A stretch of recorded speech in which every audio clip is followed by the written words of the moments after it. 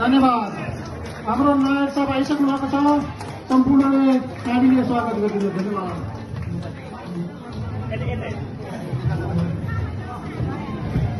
सुबेदार major Shri DB Khatri sir बेट्टाबोल, Subedar Shri CB Rai sahab Dharan sahab, Subedar Shri BP Rai sahab Dharan, Subedar major Shri Sitaram Shrestha sir Kathmandu, Subedar Indrabahadur Thapa हर्षटिका।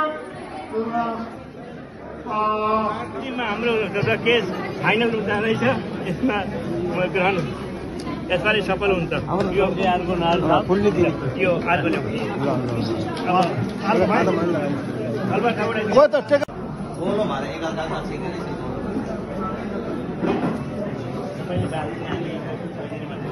धन्यवाद। हाम्रो यो प्रथम नेपाल आर्यवाको चाहिँ उद्घाटन हुन गइरहेको छ। यस कार्यक्रमका प्रमुख अतिथि सुबेदार रिटायर्ड श्री तुलसी नायरज्यू तथा उहाँसँग हाम्रो यस संस्थाका अध्यक्ष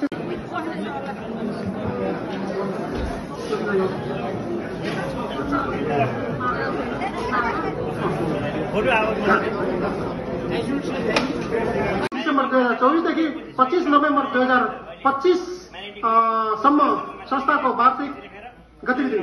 आर्यवा एआईको उत्पत्ति पृष्ठभूमि भारतीय इतिहासमा सबभन्दा पुरानो अर्धसैनिक बल, जसको 10 वर्ष पहिलाको तालिकामा सबैभन्दा धेरै ग्यालेन्ट्री अवार्ड अशोक चक्र 5, कीर्ति चक्र 35, सूर्य चक्र 145 गरी जम्मा 184 हाम्रो चाहिँ ग्यालेन्ट्री अवार्ड थियो। फेरि पनि अहिले हामी पुलिस नै छौँ। बल विगत दशकौं वर्षदेखि भर्ती भएर पेन्सन नजाँदासम्म इन्सर्जेन्सी क्षेत्रमा आर्मीसँग टक्कर लिएर अत्याधिक कम सुविधा लिएर पनि हामी ड्युटी गर्न बाध्य थियौं। करिब सन् 1985 देखि समान काम समान वेतनको आवाज नउठेको होइन। नेतृत्व र आवाज उठाउने संस्थाको आवश्यकताको महसुस हुँदै सन् 2010 तिर चर्को आवाज उठ्दै केरलमा तारिक 30 नोभेम्बर 2014 मा सेवानिवृत्त सुबेदार मेजर श्री सीकेजी नायरको अध्यक्षतामा यो संस्थाको चाहिँ विधिवत उद्घाटन भयो।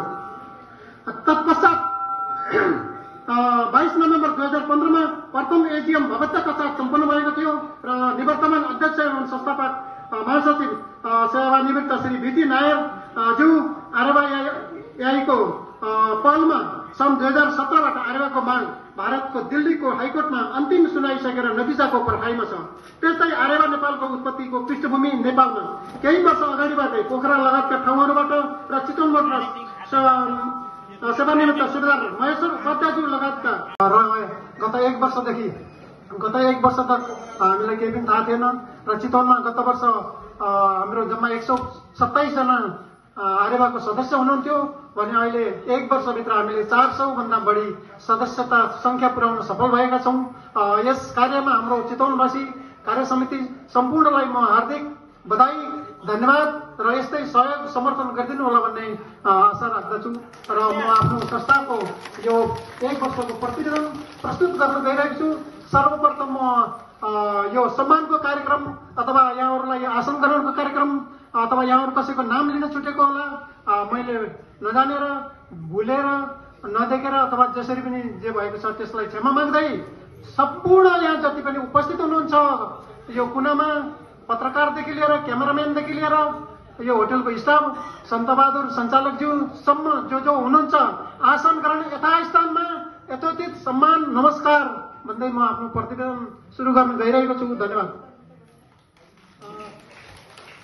कृपया यो आफ्नो संख्या खानको लागि हामी कतिजना आछौँ